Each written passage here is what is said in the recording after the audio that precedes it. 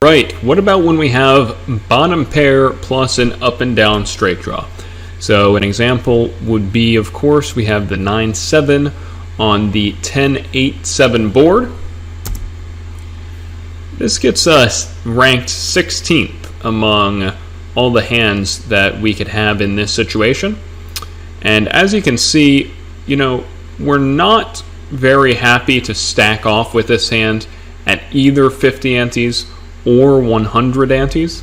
The reason for that is that when our opponent does have a made straight on this board, for example, we're just in really, really bad shape. Also, oftentimes we're going to see our opponents get in a hand like 10-9 on a board like this, which just has us in terrible shape. So even if our opponent was bluffing or semi-bluffing with a hand like pocket nines with straight blockers, then that hand has us in terrible shape too. So while we do have a lot of equity against against a lot of hands, many of the hands that get in against us do have a 9 in their hand, and they either have a straight or a higher pair than us, and so our equity is just not good enough to be looking to get all in with either 50 or 100 antes post flop with this hand.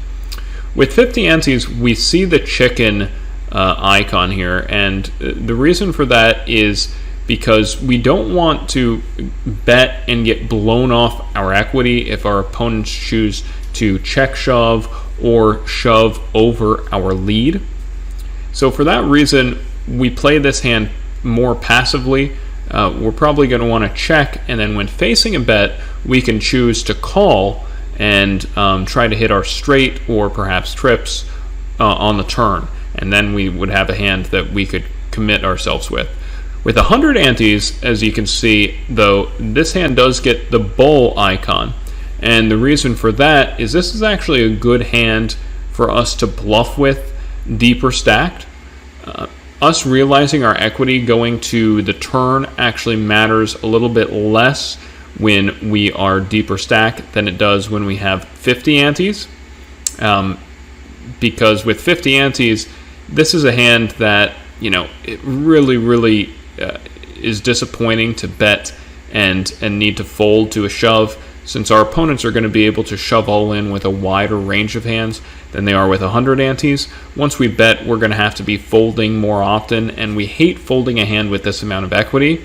Whereas with 100 antes, when we go ahead and bet as a bluff, we could get our opponents to, on future streets or even perhaps on the flop, fold a hand that at 50 antes they may otherwise have actually shoved on us, right? So what would a hand like that be? Well, at 50 antes, our opponents may, if they chose to, play a hand like ace-10, and then we lead into them, they may choose to go ahead and shove that hand all in. Whereas with 100 antes, our opponent might actually even fold that hand. So that's why this hand gets the bull at 100 antes. These low pair plus up and down straight draws, or even low pair plus gut shot sometimes, are really good hands to go ahead and have in your bluff range. One of the big concerns with those hands is, you got to make sure that the straight draw that you're drawing to is a good straight draw, right? You wouldn't want to be semi-bluffing with a hand like 6-7 here. But the 9-7 certainly does qualify as a good hand to go ahead and bluff with. We could get our opponents to fold like a pair of 10s. If they had a hand like 10 queen, they probably would just go ahead and fold that hand. Or if they had an 8 with no draw, or even if they had a hand like ace-9, we might elicit folds from hands like that have a decent amount of equity against our hand as well. So as you can see, when our opponent does have a hand like Jack-10, we're basically 50-50 against that type of hand. We have significantly more equity with the up and down straight draw than we would in no limit when we are up against a higher pair. We're also pretty close to 50% if our opponent has a hand like a gut shot plus a flush draw. As you can see, though, in no limit hold'em, our equity is actually higher because in short deck, our opponent is more likely to hit their overcards and pair up. And if our opponent has top 2 pair, again, around 46%. So you're seeing a pattern here where this hand, doesn't quite have 50% equity against a lot of the stronger type of hands on this board, but it still does have very, very good equity. This is the reason why it really sucks to bet and need to fold to a shove at 50 antes in this type of situation.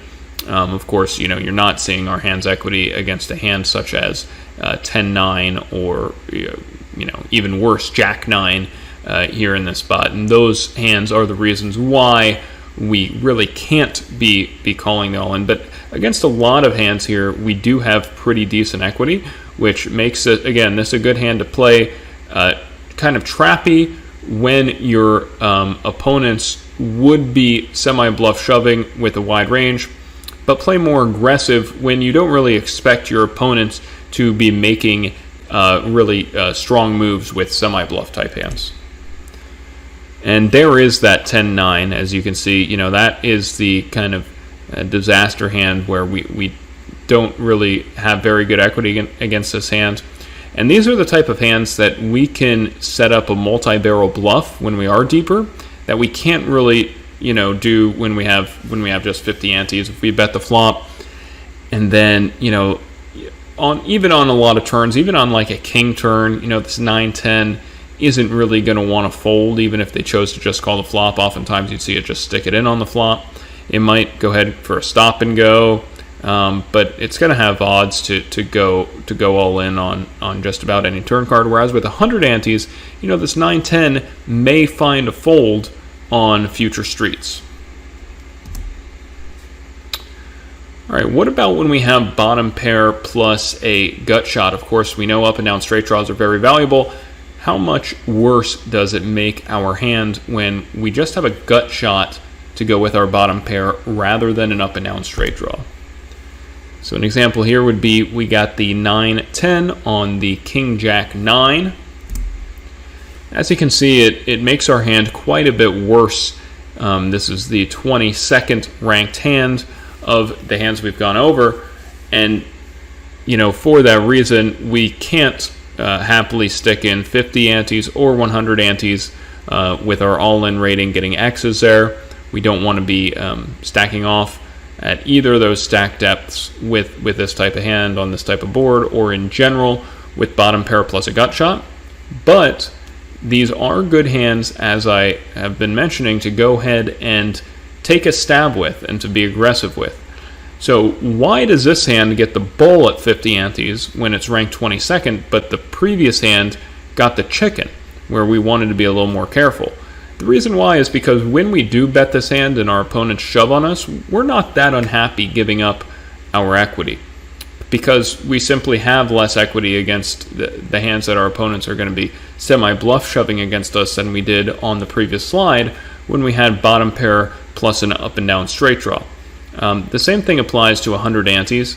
We have a good hand to semi-bluff with. We're going to elicit folds, if not on the flop, then perhaps on future streets, from better pairs. And a lot of times, just on the flop, if the button checked back a hand like, let's say, King 8 here, or King 7, or King 6, and we go ahead and lead, they're going to just fold right then and there, because the playability of those type of hands, even when they have top pair on this type of board, is just really, really bad. There aren't too many cards that can really give them more, allow them to realize more equity on the turn, going to the river and then to showdown. So as you can see here, let's say we do choose to go ahead and semi-bluff, and our opponent has that King-Jack. Our equity is not terrible. We do have 35% equity, whereas in No Limit Hold'em we'd only have 24%. And here's one of probably the strongest, other than flush draws, bluff hand that our opponent would have on this type of board. The Ace-10 here, as you can see, we're actually ahead of that. Not nearly as far ahead of it as we would be in Hold'em.